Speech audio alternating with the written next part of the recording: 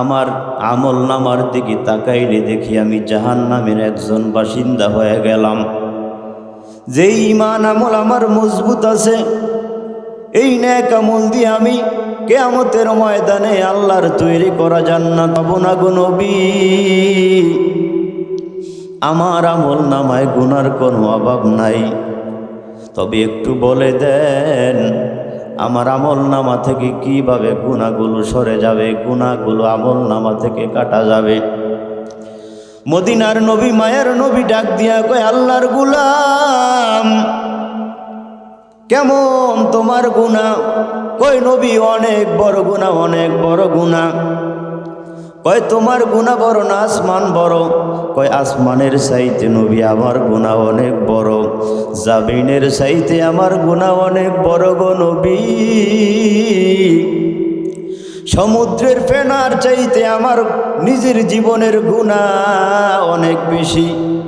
এবার মায়ার নবী ডাক দিয়া কয়, আল্লাহর গোলাম এবার জবাব দাও, তোমার গুনাহ বড় না আল্লাহর রহমত বড়? আল্লাহর গোলাম চুপ করে বসে আছেন।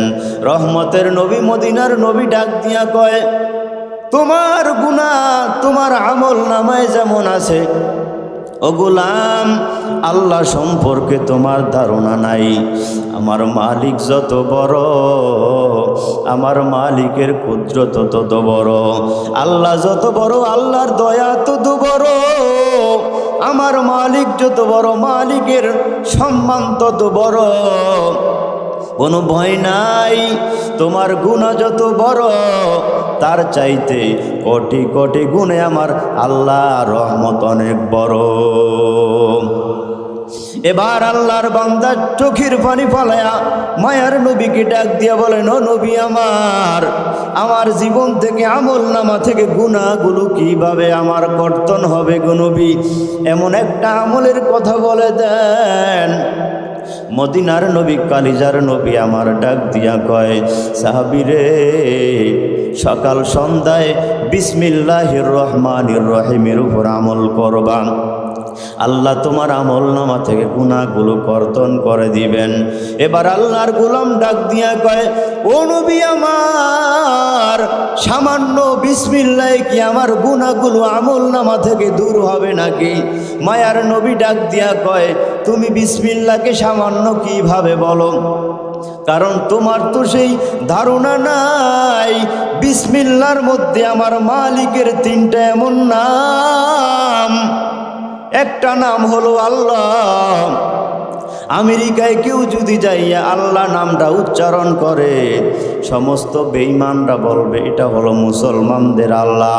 চায়না হাজার হাজার কিলোমিটার দূরে কেউ যদি আল্লাহ নামের একটা ডাক দেয়, চীনা যারা আছে সবাই বলবে উনি তো মুসলমানদের আল্লাহ।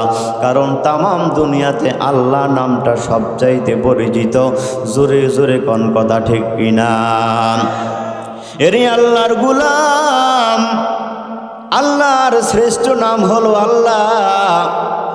এই বিসমিল্লাহর মধ্যে আমার আল্লাহর একটা নাম, যে আল্লাহর নামটা বান্দারা যখন মনের মধ্যে ভালোবাসা নিয়া, অন্তরের মধ্যে ভক্তি শ্রদ্ধা নিয়ে আল্লাহকে আল্লাহ বলে ডাক দেয়, আল্লাহ ডাক দিয়া কয়, গোলাম তুই তোর মাকে মা বলে ডাকলে তোর মায়ের কলিজাটা ঠান্ডা হয়ে যায়। তুমি তোমার বাবাকে বাবা বলে ডাক দিলে বাবার কলিজা ঠান্ডা হয়। দাদাকে দাদা বলে ডাক দিলে দাদার কলিজা বড় ঠান্ডা হয়। তুই তোর মাকে মা বলে ডাকো, আমি আল্লাহর কোনো আফসোস নাই, দুঃখ নাই। তুই তোর দাদাকে দাদা বলে ডাকো, আমার কোনো দুঃখ নাই। তবে দুনিয়ার জমিনে তোর মা বাবা আত্মীয় স্বজন কেউ তোকে বানাইতে পারে নাই, তোকে বানাইলাম আমি আল্লাহ। মাস যায়, ঘন্টা যায়, সপ্তাহ যায়, দিন যায়, গোলাম আমি আল্লাহর নামের জিকিরটা করো না। হৃদয় ভরা নিয়া আজকে যে কোনো উপায় এই ময়দানের মধ্যে এসে বসে পড়ছো, দরদ ভরা কণ্ঠ নিয়া যদি একবার আমি আল্লাহকে আল্লাহ বলে ডাক দিতি, আমি আল্লাহর কুদরতি অন্তর ঠান্ডা হয়ে যাইত। আল্লাহ আল্লাহ क्या मुबारक पाक नाम है, अल्लाह अल्लाह आशिकू का काम है। अल्लाह अल्लाह तू मेरा रहमान है, अल्लाह अल्लाह तू मेरा रहीम है। या इलाही मुझसे मुझको दूर कर, ताके देखो मुझ में तुझको एक नजर। या इलाही तू मेरा माबूद है, या इलाही तू मेरा माशूक है। मायार नबी डाक दिया को एक नंबर नाम हलो अल्लाह, দুই নম্বরে একটা নাম হলো রহমান, তিন নম্বর একটা নাম হলো আল্লাহর রহিম। যেই রহিম নামের কারণে আল্লাহ এখনো আসমান জমিন অক্ষত রেখেছেন। ও গোলাম, তুমি আমি প্রতিদিন যে অন্যায় করি, গুনাহ করি, গুনার কারণে আল্লাহ আসমান জমিন ধ্বংস করে দেওয়ার কথা। আমি একজন হুজুর হয়ে গোপনে এমন অন্যায় করি, আমার আত্মীয় স্বজন যদি সবাই জানতো, কেউ আমাকে আত্মীয় স্বজন বলে পরিচয় দিত না। তারপরে আমার মালিক কত দয়ার মালিক, দয়া করে মায়া করে মনে করতেছেন আপনার এটার নিজের ব্যক্তিত্বকে ডার না, না এটার আপনার কৃতিত্ব নয়। রাতের গভীর যখন আমি আপনি ঘুমাই, গভীর রাত যখন 3টা 3:30 বাজে, আমার মাদ্রাসার ছাত্রগুলো রাত্রিতে ঘুমায় না, ঠান্ডা পানি দিয়া উযু কইরা 2 রাকাত করে তাহাজ্জুদের নামাজ আদায় করে, তারপরে কোরআনুল কারীমের তেলাওয়াত করে, এলাকাবাসীর জন্য দোয়া করে, গো আল্লাহ এই এলাকার উপর আপনার খাস রহমত নাজিল করে দেন। যারা মাদ্রাসার জন্য টাকা পয়সা দান করে তাদের কামাই রোজগারের মধ্যে বরকত দান করেন। মাদ্রাসার ছাত্রদের কি লজিং খাওয়ায়, আল্লাহ আমার যারা আমাকে খাওয়ায় তাদের ঘরের মধ্যে বরকত দ্বারা ভরপুর করে দেন। এই জন্য আল্লাহ এখনো আসমান জমিন কোরআনওয়ালাদের কারণে অক্ষত রেখেছেন। না হয় আপনি আমি ওপেনে এবং গোপনে যেই গুনাহ করি, বাংলার জমিন বাদ দিয়া অন্য ইহুদি খ্রিস্টানদের রাষ্ট্র তাকাইয়া দেখেন, বাংলার জমিনে অন্য রাষ্ট্রের চাইতে অন্যায় এবং অপপ্রচার গুনাহ কম না বেশি? জোরে কন। আমার নিজের জন্য আমি বাঁচি না, ওলামায়ে কেরামের কারণে, তাহাজ্জুদওয়ালা আল্লাহর গোলামদের কারণে, বুজুর্গানে দিন যারা রাত্রিতে তাহাজ্জুদ নামাজ পড়ে দেশের মানুষের জন্য দোয়া করে, মাদ্রাসার ছোট্ট ছোট্ট নাবালেগ বাচ্চাগুলো কোরআন তেলাওয়াত করে, আল্লাহর গজব আসতে চায়, কিন্তু আল্লাহ আসমানের দিকে তাকায় দেখে সারা বাংলার জমিনে বিভিন্ন জায়গায় কোরআনুল কারীমের তেলাওয়াত হয়। এই কোরআনের সম্মানকে উসিলা করে আল্লাহ এখনো পর্যন্ত কোনো বড় ধরনের গজব আল্লাহ বাংলার জমিনে নাজিল করে না। ঠিক কিনা? জোরে কন। এরে নবীর উম্মতের দল, মায়ার নবী ডাক দিয়া গে আল্লাহর গোলাম, তোমার কাছে বিসমিল্লাহ সামান্য, কিন্তু না না, বিসমিল্লাহ কি যদি এক পাল্লায় রাখা হয়, আর 7 তবক আসমান জমিনকে যদি এক পাল্লায় রাখা হয়, নবী আমার বলেন, বলে 7 তবক আসমান জমিনের পাল্লা হালকা হয়ে যাবে, বিসমিল্লাহর পাল্লাই ভারী হয়ে যাবে। মায়ার নবী বলেন, সকাল সন্ধ্যায় বিসমিল্লাহর আমল করো, আল্লাহ তোমার আমলনামা থেকে গুনাহগুলো মাফ করে দিবেন। মায়ার নবী বলেন, ক্বালান নাবিয়্যু সাল্লাল্লাহু আলাইহি ওয়াসাল্লাম, মান ক্বালা বিসমিল্লাহি মাররাতান লাম ইয়াবকা মিন যুনুবিহি যাররা। ও নবীর উম্মত, মায়ার নবী বলেন, কেউ যদি বিসমিল্লাহির রহমানির রহিম ইয়াকিন এবং ইখলাস অন্তরে নিয়া, আল্লাহর উপরে ভরসা নিয়া, যে আমি যত বড় গুনাহগার হই, আমার আল্লাহ কিন্তু আমার গুনাহগুলো মাফ করবে, ক্ষমা করবে।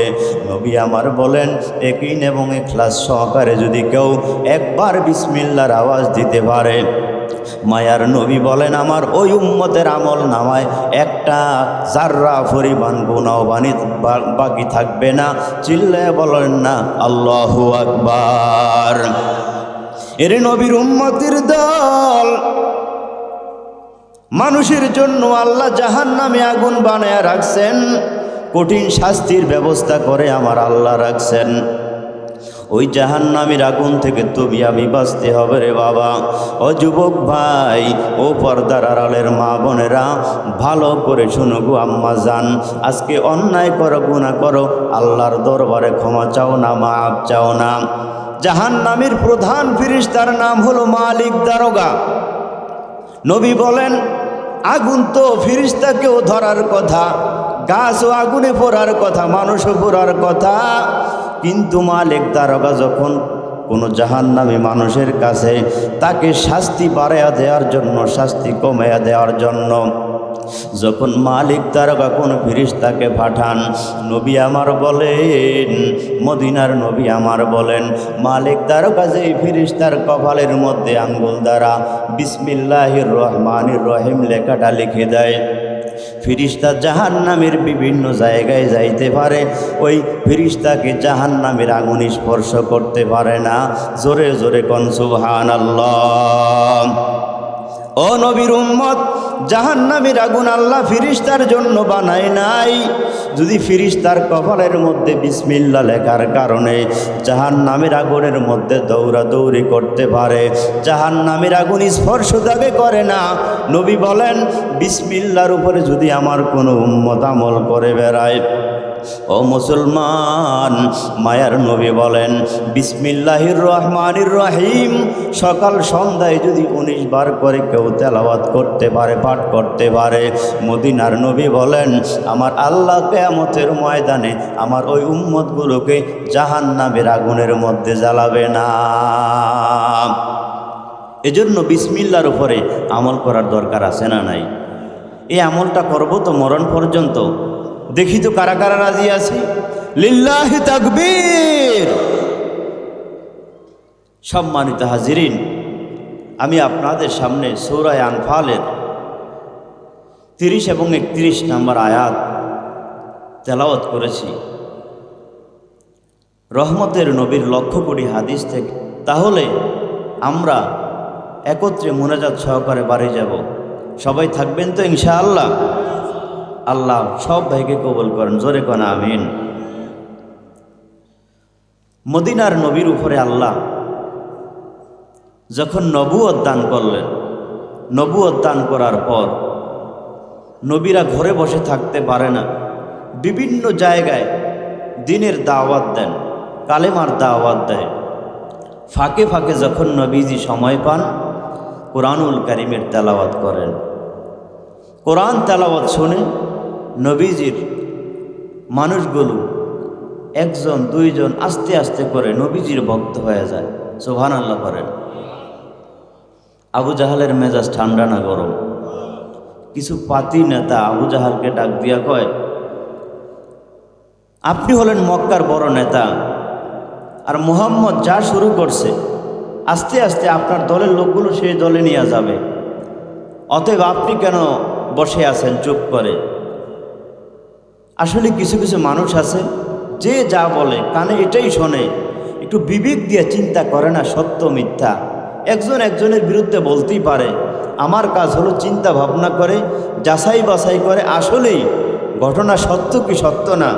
কিন্তু আমাদের বাংলাদেশে এমন কিছু মানুষ আছে, রাগান্বিত হয়ে এমন করে, সে আসলেই ঘটনাটা ঘটাইল কি ঘটাইল না যাচাই বাছাই না করে, তার উপরে এমন ক্ষোভ হয়, মনে হয় যেন তাকে পাইলে দুনিয়ার জমিন থেকে বিদায় করে দিবে।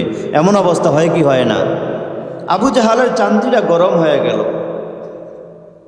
কোরআনুল কারীমে আবু জাহালের টোটাল জীবনের নবীজির ব্যাপারে যতগুলো ষড়যন্ত্র করেছে আল্লাহ তাআলা এই আয়াতের মধ্যে উল্লেখ করেছেন, ওয়াইদ ইয়ামকুরু বিকাল্লাযীনা কাফারু। যখন কাফের মুশরিক, যারা ঈমান আনে না আল্লাহর উপরে, নবী মানে না, কোরআন মানে না, এরা ষড়যন্ত্র শুরু করলো। সুতরাং ষড়যন্ত্র আবু জাহাল এখন করছে, এই পর্যন্ত কি ষড়যন্ত্র বন্ধ না কিয়ামত পর্যন্ত চলবে? আরো জোরে কোন? আগেও ছিল, এখনও আছে, ভবিষ্যতেও। মোজারের সিগা আল্লাহ ব্যবহার করছেন। এক নম্বর ষড়যন্ত্র হলো লিউস বিতুকা। নবী যেহেতু কোরআনের প্রচার শুরু করছেন, কোরআন তেলাওয়াত করেন, নবীর কথার সত্যতা আছে, প্রমাণ আছে, কিন্তু আবু জাহাল যে ধর্মের প্রচার করে যার কোনো অস্তিত্ব প্রমাণও, যার কারণে মানুষ তাকে গ্রহণ করে না, নবীজির আনিত দ্বীনের উপরে মানুষ দ্বীন হানিফের উপর কালেমা পড়ে মুসলমান হয়। সিদ্ধান্ত নিল লিউস বিতুকা, মুহাম্মদকে বন্দি করবে জেলখানার মধ্যে। নাউজুবিল্লাহ। কোন একজনে পরামর্শ দিয়া কয়, মুহাম্মদ যেই তেলাওয়াত করে সুন্দর ভাষায়, কারণ জেলখানার মধ্যে সমাজের সবচাইতে বড় বড় দাগী মানুষগুলো জেলে যায়। জোরে কোন কথা ঠিক কিনা? সবচাইতে সাহসী মানুষগুলো জেলখানায় যায়।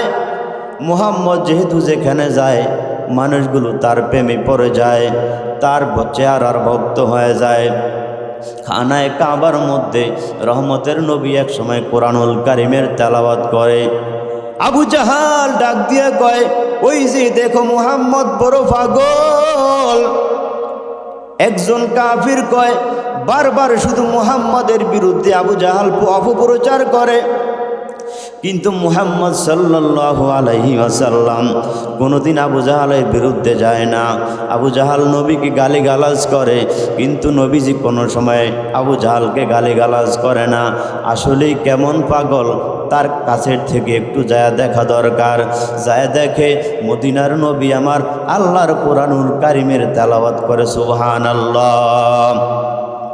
রহমতের নবীর চেহারার দিকে তাকায়া মদিনার নবীর চেহারার প্রেমে পড়ে গেল, তেলাওয়াতের ভক্ত হয়ে গেল।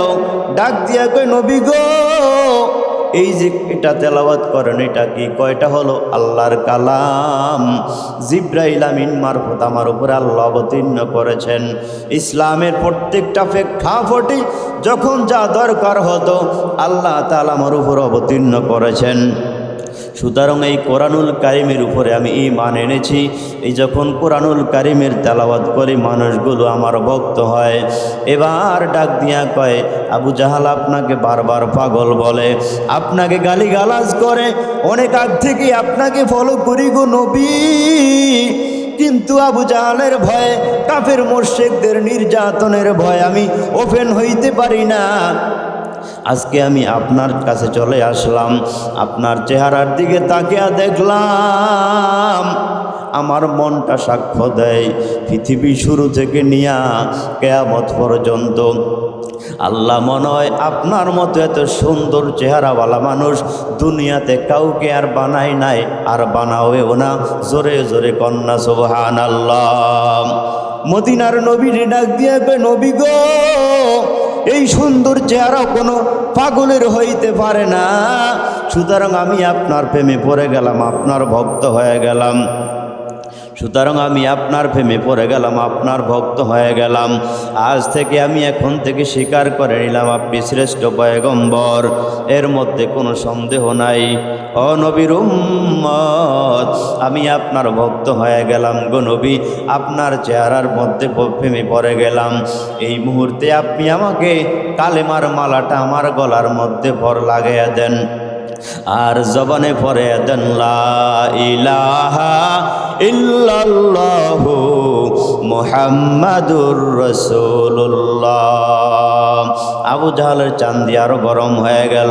একজনে ডাক দিয়া কয়, জেলখানার মধ্যে বন্দি করে কোনো লাভ নাই, জেলখানার মধ্যে সবচাইতে সাহসী মানুষগুলো থাকে। উনি যদি জেলখানার মধ্যে যায় সেখানে এটার তেলাওয়াত শুরু করে দিবে, দাওয়াত দেওয়া শুরু করবে। একটা সময় মানুষগুলো জেলখানা থেকে নারায়ে তাকবীরের স্লোগান দিয়ে আবু জাহাল তোমার 12টা বাজাবে। কয় তাহলে এখানেও তো রাখা যায় না, সিদ্ধান্ত করো কি করা যায়। কয়েকটা বছর চলে গেল, তাকে দেখে দিন দিন আসলে মানুষগুলো দিন দিন মুসলমান হয়, নির্যাতন চলে, তারপরে মানুষ ক্ষান্ত হয় না। কারণ আল্লাহর আনিত ধর্ম, আল্লাহ কয় ইন্নাদ-দীনা ইনদাল্লাহিল ইসলাম, আমি আল্লাহর ধর্ম হলো ইসলাম। দুনিয়ার মানুষ, কত মানুষ ষড়যন্ত্র করে ইসলাম দুনিয়ার জমিনে রাখবে না, কোরআনুল কারীম দুনিয়ার জমিনে রাখবে না, মাদ্রাসা দুনিয়ার জমিনে রাখবে না। আল্লাহ কোরআনে বলেন, ইউরিদুনা লিইউতফিউ নূরাল্লাহি বিআফওয়াহিহিম ওয়াল্লাহু মুতিম্মু নূরিহি ওয়ালাউ কারিহাল কাফিরুন। জোরে বলেন আল্লাহু আকবার। আল্লাহ বলেন, কোরআনের আলো আমি আল্লাহ তামাম দুনিয়াতে জ্বালাবো, বিরোধিতা করে কোনো লাভ নাই, কারণ কোরআন হলো আমি আল্লাহর কিতাব। এটা এমন একটা কিতাব, আল্লাহ বলেন যালিকাল কিতাবুল লা রাইবা ফিহি হুদাল লিল মুত্তাকিন। আমার পয়গম্বরের উপর আমি আল্লাহ এমন একটা কিতাব অবতীর্ণ করলাম, নাজিল করলাম। আল্লাহ কয় কোরআনের মধ্যে কোনো ভুল নাই। ইহুদি খ্রিস্টান বেঈমানরা বলে কোরআনের মধ্যে ভুল আছে। মক্কার মানুষ তারা আরবি ভাষা বোঝে, ব্যাখ্যা বোঝে, সব বোঝে, কোরআনুল কারীমের ভুল ধরতে যায়, কারণ কোরআন হলো একটা পরিচ্ছন্ন আয়না। তাদের নিজেদের জীবনের কুফরের ভুল ধরা পড়ে গেল, মূর্তির পূজা করে এটার ভুল ধরা পড়ে গেল। শেষ পর্যন্ত কোরআনের সামনে মাথাকে নত করে, কোরআনের সামনে সিলিন্ডার হয়ে নিজের আমিত্বকে মিটায়া ইহুদি খ্রিস্টান বেঈমানরা নাবিজির জমানায় মুসলমান হয়েছে, এখনও মুসলমান হয় এমন ঘটনা আছে না নাই? ভাইরা আমার, কয় তাহলে জেলখানার মধ্যেও দেয়া যাবে না। ষড়যন্ত্র শুরু করলো, আউ ইয়াকতুলুকা। আল্লাহ তাআলা বিস্তারিতভাবে আবু জাহালের ষড়যন্ত্রগুলো কোরআনুল কারীমের মধ্যে দিয়া দিছেন। ইসলাম নিয়ে যারা ষড়যন্ত্র করবা, কোরআন নিয়ে যারা ষড়যন্ত্র করবা, মাদ্রাসা নিয়ে যারা ষড়যন্ত্র করবা, মুসলমান নিয়ে যারা ষড়যন্ত্র করবা, তাদের অবস্থাও আবু জাহালের মতো হবে। দুনিয়ার কোনো মানুষ তোমাকে বাঁচাইতে পারবে না। জোরে জোরে কোন কথা ঠিক কিনা? সিদ্ধান্ত নিলে মুহাম্মদ কি দুনিয়ার জমিন থেকে বিদায় করে দিবে, কিন্তু সিদ্ধান্ত করলে কি লাভ হবে? আল্লাহ আমি আমার রসুলের মৃত্যু দুনিয়ার কোনো মানুষের হাতে রাখে নেই। সুবহানাল্লাহ বলেন। ও নবীর উম্মত, কোরআনের প্রচার যারা করে, কোরআনের আলেম যারা, যদি আপনারা কোরআনের আলেম হইতে পারেন নাই, মাদ্রাসার সাথে সম্পর্ক রাখেন, ওলামায়ে কেরামদেরকে কলিজা দিয়া ভালোবাসেন, এই সম্পর্ক কিয়ামতের ময়দানে আল্লাহর তৈরি করা জান্নাতে নিয়ে যাবে। ষড়যন্ত্র করে কোনো দেখি ফায়দা হয় না। সিদ্ধান্ত নিল নবীজিকে দুনিয়ার জমিন থেকে বিদায় করে দিবে। ও নবীর উম্মত, একটা পক্ষ ডাক দিয়া কয় মুহাম্মদের একটা চ্যানেল অলরেডি মক্কার জমিনে হয়ে গেল। আবু জাহাল, তুমি যদি মুহাম্মদকে মারো, শেষ পর্যন্ত বহিরাগত চাপ আসবে, এই দেশের মধ্যে একটা দাঙ্গা ভাঙ্গা লাইগা, দেশটা তছনছ হয়ে যাবে, তুমিও টিকতে পারবা না, মুসলমানও টিকতে পারবে না। সিদ্ধান্ত নিয়ে বলে আসলেই মুহাম্মদকে হত্যা করব। হিজরতের রাত্রিতে মায়ার নবীকে যখন হত্যা করার পরিকল্পনা করা হয়, আল্লাহ তাআলা কাফের বেঈমানদেরকে অন্ধ বানায়া মায়ার নবীর তাদের সামনে দিয়া চলে গেল। তারা টের পায় নাই ইসলামকে হেফাজত করে, মায়ার নবীকে হেফাজত করে কে? জোরে কন। ওই কোরআনের উপরে যদি আমল করেন, ওই ইসলাম ধর্মের উপরে যদি অটল থাকতে পারেন, আপনাকে আমাকেও হেফাজত করবেন কে?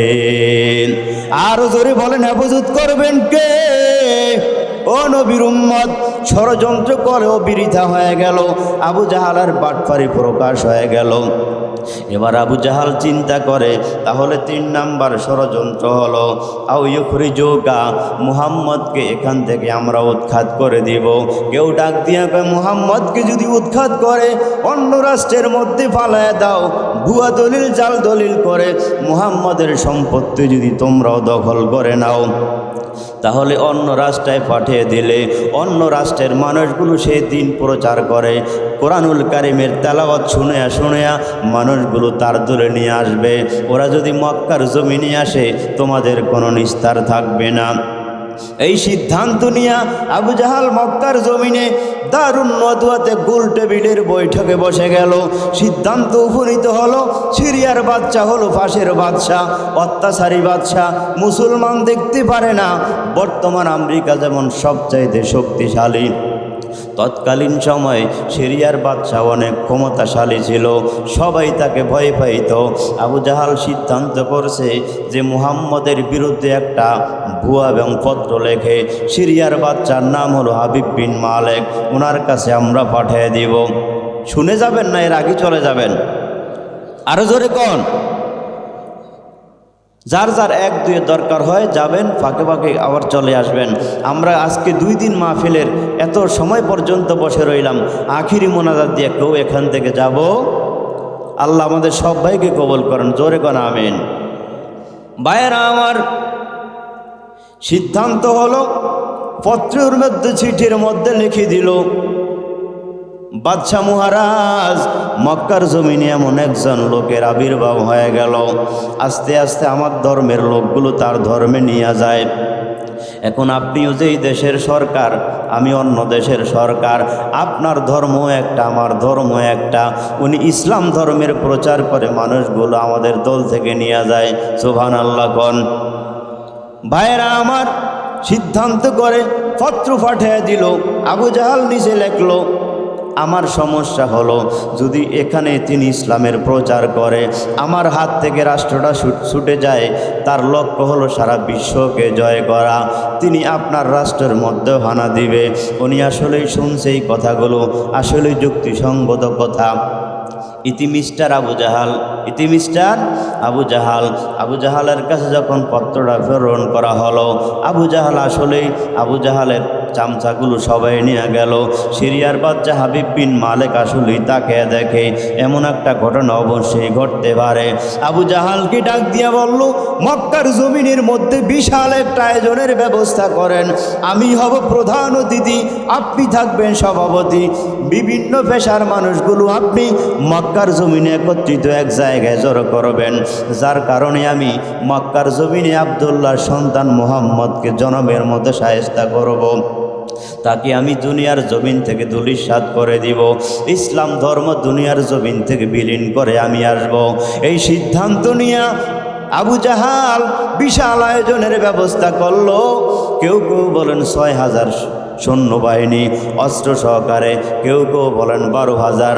যাই হোক না কেন, নবীর উম্মত সিরিয়ার বাদশা হাবিব বিন মালেক মক্কার জমিনে চলে আসলো। এমন একটা সময় স্টেজের মধ্যে বসে আবু জাহালকে ডাক দিয়া, আবু জাহাল, যেই লোকটা ইসলাম ধর্মের দাওয়াত দেয় ওই লোকটা কোথায়? কয় উনি আছে, আমি কিছু লোক পাঠায়া আপনার কাছে উপস্থিত করাবো। মায়ার নবী, রহমতের নবী আবু জাহালের লোক যায় দেখে আমার নবী দিব্য আরামে আল্লাহর কোরআনুল কারিমের তেলাওয়াত করে। সুবহানাল্লাহ। আজ আপনার আমার মধ্যে কোরআনের তেলাওয়াত নাই। আমরা যখন ছোট্ট ছিলাম, রাস্তায় ঘাটে যখন ফজরের পরে হাঁটতাম, প্রত্যেকটা ঘর থেকে গুনগুন গুনগুন করে কোরআনুল কারিমের তেলাওয়াত শোনা যাইত। কিন্তু এই জামানায় আজকে কোরআনের তেলাওয়াত নাই। মোবাইলের মধ্যে এমবি ভরে, ইন্টারনেট ভরে। আমার মা বোনরা, যুবক ভাইরা সারা রাত ভরে আরামের ঘুমটাকে হারাম করে, গজবের ঘুম বানায়া 2টা 3টা পর্যন্ত উলঙ্গ ছবি, নেকেট ছবি দেখা নিজের আমিত্বকে নষ্ট করে গুনাহের মধ্যে নিজেকে ঠেলে দিয়া জাহান্নামের মধ্যে পালাইয়া দিয়া অন্যায়কারী হিসেবে একজন বিবেচিত হয়ে যায়।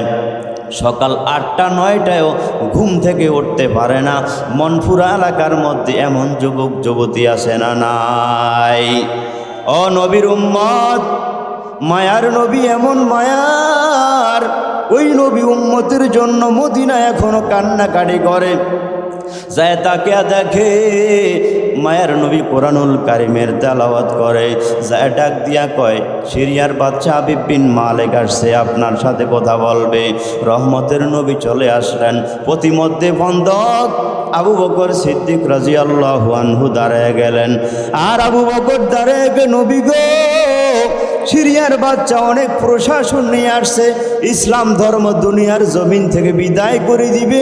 নবী আপনি সামনের দিকে যায়েন না। নবী আমার ডাক দিয়া কে আবু বকর, তুমি তো জানো আমি ভয় পাওয়ার পয়গম্বর নয়, কারণ দুনিয়ার সমস্ত মানুষ আমার বিরুদ্ধে চলে গেলে আমার কোনো ভয় নাই, টেনশন নাই, কারণ ইন্নাল্লাহা মাআনা। জোরে জোরে কোন আল্লাহু আকবার। আমার সাথে আল্লাহ আছে, আল্লাহ আমার সহযোগিতা করবে, কোনো ভয় নাই। কয় নবী গো আমি আপনার সাথে যাব। কয় তুমি যদি আমার সাথে যাও ওরা মনে মনে ভাববে আমি ভয় পাইছি, যাওয়ার দরকার নাই।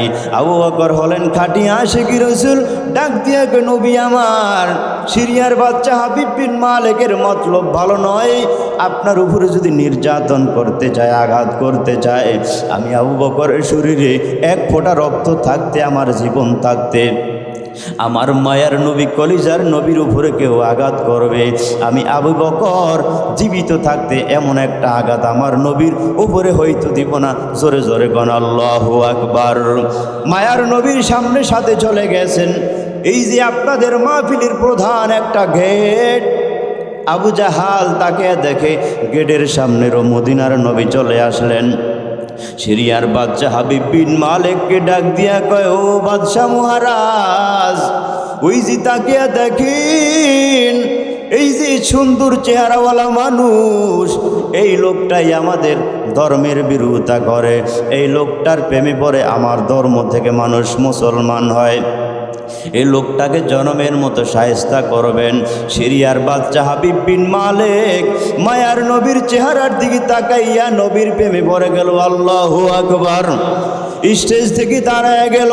আবু জাহাল মনে মনে ভাবে হয়তো মুহাম্মদের উপর আঘাত করবে, কিন্তু না না, মায়ার নবীর যখন গেট দিয়ে স্টেজের মধ্যে ঢুকে আসতেছেন, সম্মানী একটা মানুষকে যেইভাবে সম্মান করতে হয়, সিরিয়ার বাচ্চা হাবিব বিন মালিক মায়ার নবীকে গালিগালাজ করে নাই, আঘাত করে নাই, আমার মায়ার নবীকে সুন্দরভাবে সম্মান করেছেন। জোরে জোরে কোন আল্লাহু আকবার। আবু জাহালের মেজাজ বড় গরম, ডাক দিয়ে কয়, আপনি আমার হাজার হাজার জনতার সামনে আমাকে অপমান করেছেন, আমি আপনাকে এই জন্য আনলাম নাকি? কয় আমি আপনাকে কিসের অপমান করলাম?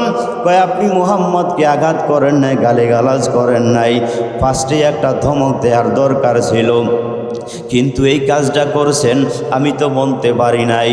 সিরিয়ার বাদশা হাবিব বিন মালিক ডাক দিয়া কয়, ও বাদশা আবু জাহাল, আমি আসলেই মুহাম্মদের উপরে অত্যাচার করব, নির্যাতন করব, গালিগালাজ করব, আঘাত করার জন্যই দাঁড়াইলাম, কিন্তু লোকটার চেহারার দিকে তাকিয়ে দেখি তার চেহারার প্রেমে ভরে গেলাম, তার ভক্ত হয়ে গেলাম। কোন সময় স্টেজ থেকে উঠে দাঁড়াইলাম, কোন সময় মুহাম্মদকে আমি সম্মান করলাম, আমি হাবিব বিন মালিক নিজেও টের পাই নাই। সুবহানাল্লাহ। মায়ার নবী যখন সামনে চলে আসছেন, সুন্দরভাবে বসতে দিয়েছেন, এবার ডাক দিয়া গো, মুহাম্মদ আপনি নাকি ইসলাম ধর্মের প্রচার করেন? কয় হ্যাঁ গো বাদশা, আমি একজন ইসলাম ধর্মের প্রচার করি, আমাকে আল্লাহ নবুয়ত দান করছেন। কয় আপনি বলে জাদু দিয়া মুসলমান বানান?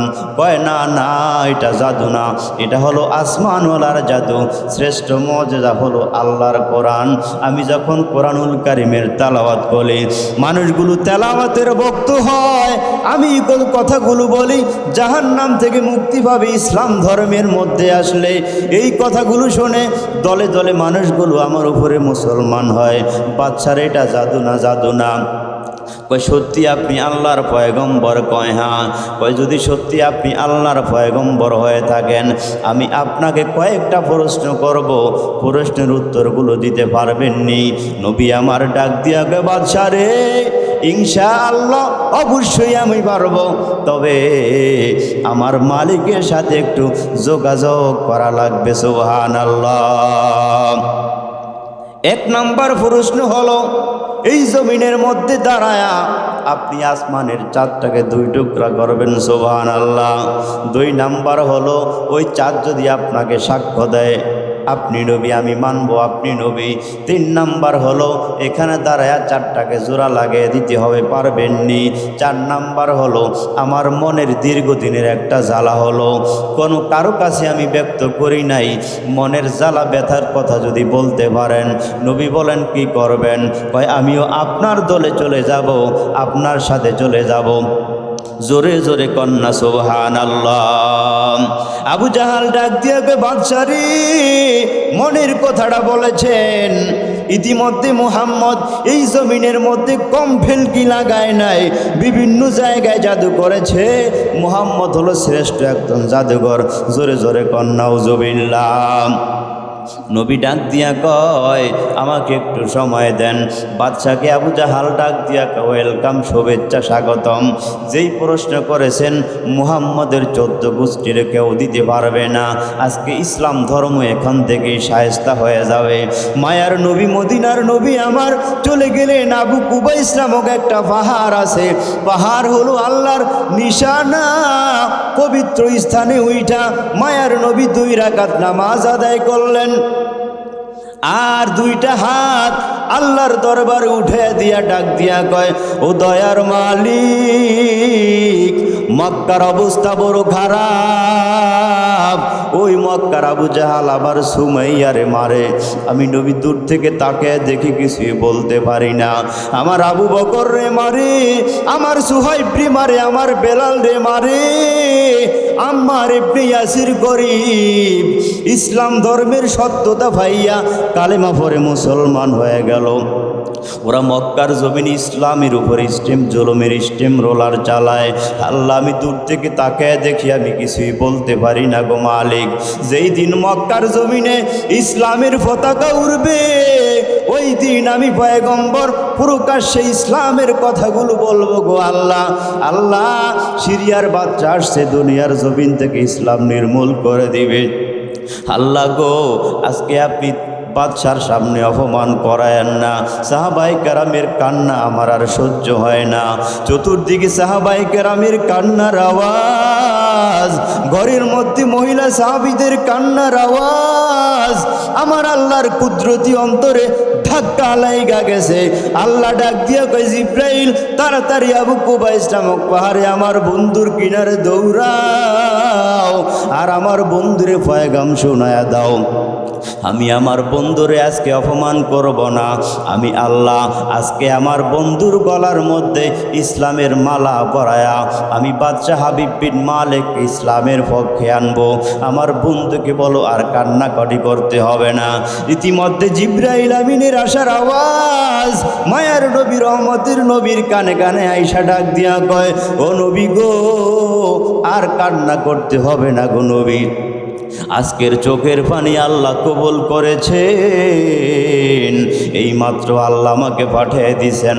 আপনি যখন সিরিয়ার বাদশা হাবিব বিন মালিকের সামনে দাঁড়াবেন, আঙ্গুল দিয়ে ইশারা করলে আল্লাহ আসমানের মধ্যে থাইকে আমার আল্লাহ কুদরতিভাবে চাঁদটাকে 2 টুকরা করে দিবেন। চাঁদ দিয়া কথা বলে দিবেন, আঙ্গুল দিয়ে ইশারা করবেন, আবার চাঁদকে আল্লাহ জোড়া লাগিয়ে দিবেন। সিরিয়ার বাদশা হাবিব বিন মালিকের দীর্ঘদিনের একটা জ্বালা হলো, মনের কষ্ট হলো। বাদশা আস্তে আস্তে বৃদ্ধ হয়ে যাচ্ছেন, কিন্তু ওনার পরে সরকারে কাকে বসাবেন এমন কোনো যোগ্য লোক বাদশার আত্মীয় স্বজনের মধ্যে কেউ নাই। সবাই একেবারে দুর্বল হয়ে গেলেন। বাদশার একটা ছেলেও নাই যে ছেলেকে প্রধানমন্ত্রী বানাবে। দিলেন আল্লাহ একটা মেয়ে, 2টা হাত নাই, 2টা পা নাই, চোখে দেখে না, অঙ্গহানি। এই জ্বালায় বাদশা ভোগেন। জিব্রাইল আমিন জানিয়া চলে গেলেন। মদিনার নবী চলে আসলেন। সিরিয়ার বাদশা হাবিব বিন মালিক ডাক দিয়া কয় আপনার প্রশ্নের উত্তর দিতে পারবেননি? কয় ইনশাআল্লাহ অবশ্যই পারবো। কয় তাহলে 1 নাম্বার আমলটা দেখে দেন। লক্ষ লক্ষ মানুষ ময়দানের মধ্যে তাকে রইল আসমানের দিকে। শাহাদাত আঙ্গুল দিয়া মায়ার নবী যখন ইশারা করলেন, সমস্ত মানুষগুলো তাকে দেখে আসমানের চাঁদ আল্লাহ তাআলা 2টা টুকরা করে দিলেন। আল্লাহু আকবার। আবু জাহালের মেজাজ গরম হয়ে গেল। কিরে কি বললাম, কিন্তু কি ঘটে দেখালো? চাঁদ ডাক দিয়া কয় আশহাদু আল্লাহ ইলাহা ইল্লাল্লাহু ওয়া আন্নাকা মুহাম্মাদান আবদুহু ওয়া রাসূলুহু। এর দুনিয়ার মানুষ, ইনি আখিরি জামানার পয়গম্বর, এর মধ্যে কোনো সন্দেহ নাই। এই নবীর পরে আল্লাহ দুনিয়াতে আর কাউকে নবী বানাবেন না। সুতরাং ওনার উপরে যারা ঈমান আনবে, আমল করবে, ওনার কথাগুলো যারা মানবে, কালেমাকে মনে দিলে মানবে, তার জন্য জান্নাত আল্লাহ কিয়ামতের ময়দানে বানিয়ে দিবেন। সিরিয়ার বাচ্চা হাবিব বিন মালিকের দিলটা শান্ত হয়ে গেল। আবু জাহাল চোরের মতো কিভাবে স্টেজ থেকে পালাবে। মায়ার নবী, রহমতের নবী এবার আঙ্গুল দ্বারা যখন দুইবার ইশারা করলেন, আল্লাহ আসমানের চারটাকে আগের মতো জোড়া লাগিয়ে দিলেন। সুবহানাল্লাহ।